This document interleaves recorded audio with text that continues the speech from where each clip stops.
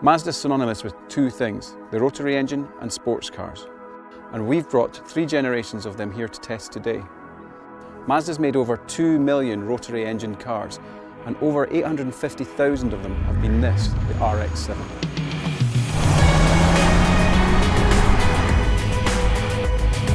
Mazda's famous for making rotary engine cars. This one, the FB, the original RX-7, sold in huge numbers. This one has a twin rotary of 1.2 litres. That engine will rev to 7,000 revs, which for an early 80s car really is quite extraordinary. It's such a smooth little unit, and very responsive too. You can see why this car gained such acclaim back in the day when it was originally launched. I've always admired these cars for Mazda's unique engineering. And you know what, it does live up to the hype. It's really good fun to drive. This little engine's fantastic.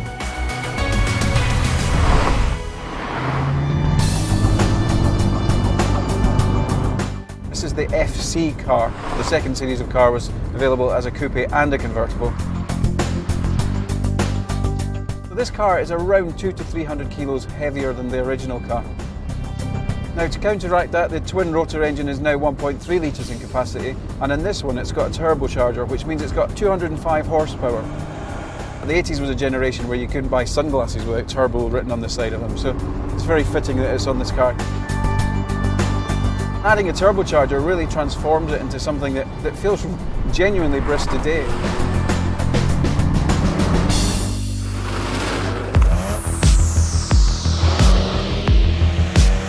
For many people, the RX-7 that they recognise is this one. This is the Generation 3 or the FD car. This is a car that's famous because it's been in things like Fast and the Furious, and if you grew up with a PlayStation, you'll be very aware of this car and you'll have driven it around various circuits around the world on your television. It's a 1.3 dual rotor, so there's 2 turbos in this car. We're looking at a car that can do 0 to 62 in around about 5 seconds and tops out at above 160 miles an hour.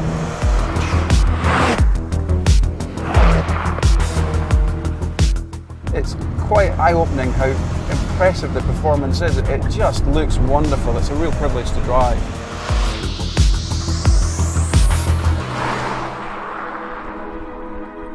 It's been really fascinating today to get the opportunity to drive all 3 of these cars back to back. Mazda's always been a company that's very much defined by its engineering, and these 3 cars demonstrate that beautifully.